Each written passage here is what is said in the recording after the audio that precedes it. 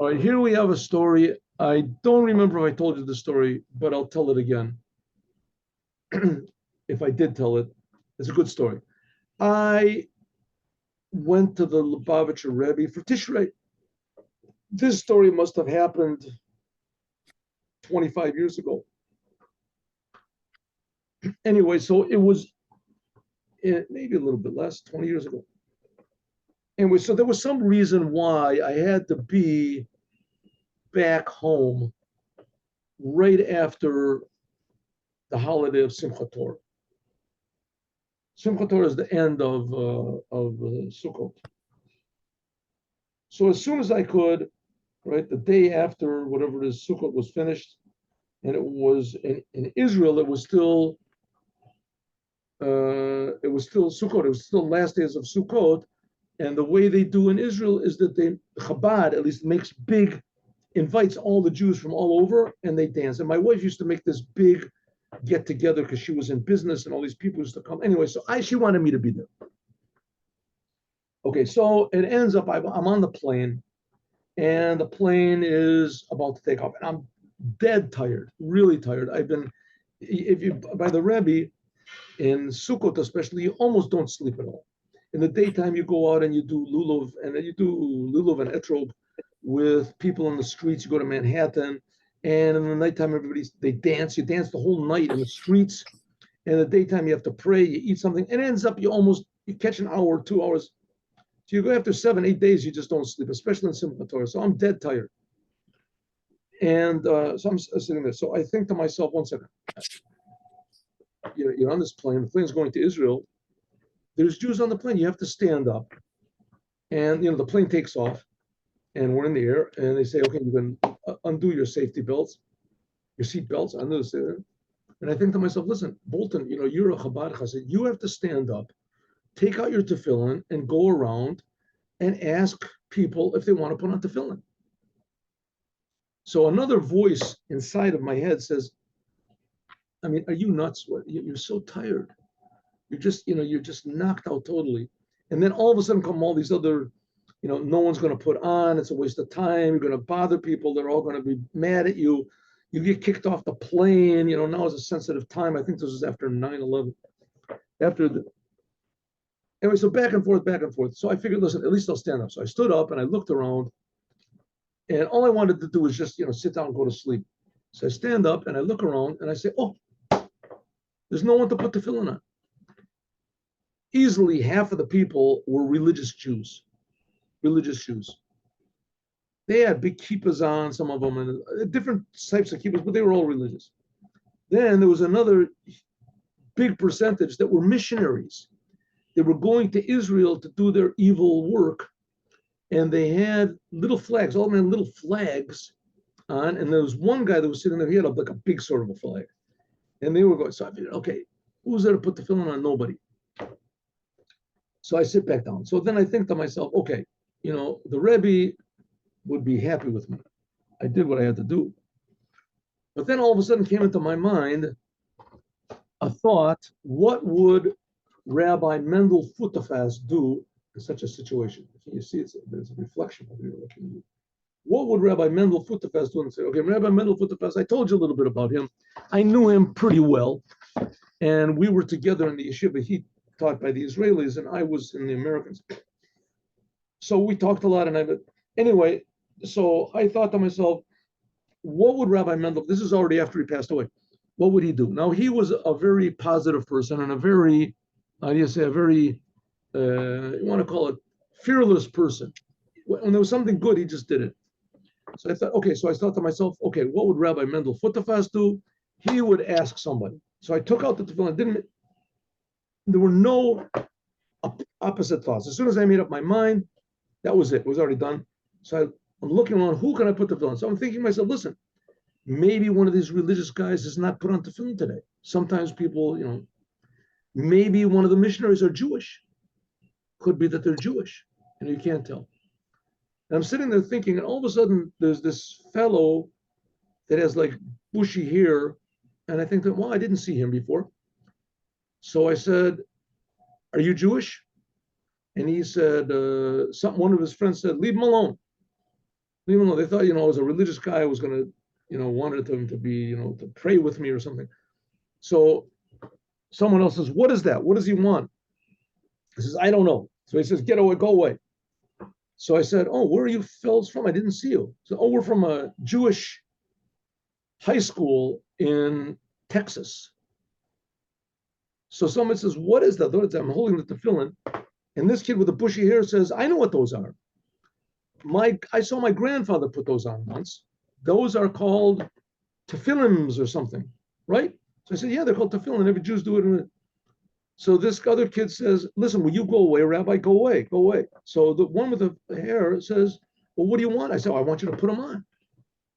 All the Jews have been doing this for like over 3,000 years. So he said, oh, okay. So he stands up and he's got this big bushy hair. So it's noticeable. And I have to like part it, like sort of like they say, splitting the Red Sea. And I put the tefillin on. Everybody's watching. So I put the tefillin on him and he says, Shema Yisrael, and he really yells it out. And then another kid, now he's done it, so nobody else, they see it's not a bad thing. He didn't die or something like that or become religious. So he said, somebody says, oh, I want to do it also. So I said, how many people are there in this school? So he says, oh, we've got, I don't know, like 30 or 40, half of them are girls. So I'm putting on tefillin on these people. It's like these people had never seen tefillin in their lives. These kids had never seen that. They're all Jewish, they have Jewish mothers, and they got a Jewish school. And they never saw tefillin. So somebody over in like on the other side, he calls me over. So I go over, and he said, so I said, oh, you want to put on tefillin? And this fellow says, oh, no, I need Israeli, I need lo maniach tefillin. I'm an Israeli, I don't put on tefillin. But the guy behind me, he wants to put on tefillin. So I look at the person that's behind him, and I see a man that is, from all appearances, is no less than like 180 years old. He looks like a mummy. The guy's all creeped over. I figure, the guy probably wants to get to Israel before he dies, so get buried in Israel. It's just like a race between, with a plane land before he dies or not. He'll have to go back to America. Anyway, so I say to the fellow, are you a Jew? So he looks up at me. He's like, yeah, I'm a Jew. So I said, did you put on tefillin? He said, yeah, the tefillin in the Krieg. And in the war, I put on, which war? The Civil War, who knows what war he was in. So I said, you put on tefillin? He said, yeah, my pekel in his backpack. He put on tefillin. I said, you want? Anyway, I said, listen, you want to put on tefillin now. So I figured I'll get the guy at least before he dies.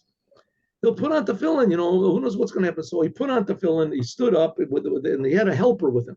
He had like a Philippine helper or something. And he helped this guy stand up, and he put the tefillin on. And then somebody from the front called me, and they said they wanted to put on tefillin. So I went to the front, and I finished, this guy finished, I put the tefillin on somebody in the front. And as I came back, so everyone was singing, Haveinu Shalom Aleichem, Haveinu Shalom. So I figured, this has been a pretty weird trip up to now. So I figured maybe they're saying for me, because I put the tefillin on this guy. I don't know. So I saw that, no, they're saying for this guy who was like the 180-year-old guy who was about to die. All of a sudden, he wasn't that old. He was dancing in the aisle. He was dancing. I put the tefillin on him, and he became happy. And he was dancing, and they were clapping for him. So I took this guy's hands, and maybe the guy was like, 7 to 8 years old. He was just depressed. I don't know what his story was. But in any case, I grabbed onto his hands, and we danced. And that's it. And then he sat back down. So the head of the missionaries that was there, he's got like a bigger sort of flag than everybody, or he had a sign on his hat or something. Anyway, so he calls me over. And he says, I just filmed that whole thing. Video. I filmed the whole thing. I said, oh, that's pretty nice. He said, I said to him, that was pretty impressive, what I did, right? Wasn't it? He said, oh, yeah, that was really pretty impressive.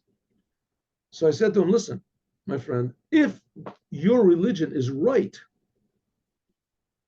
then no Jew would do what he did.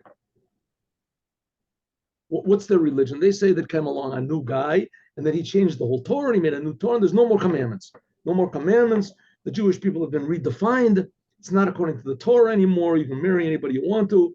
a Jew is according to what he wants. Anyway, they make up this whole thing. Everything is whatever you want to, and you believe in this guy, and you're saved, and you don't believe you're going to go to hell. But there's no commandments. That's it. There's no commandments. The commandments won't help you. There's no. So I said to him, if your religion is right, then no one would ever do that. What he just did. I said, that's pretty impressive. And he said, yeah, that's pretty impressive. That's pretty impressive. And that's it. I sat back down.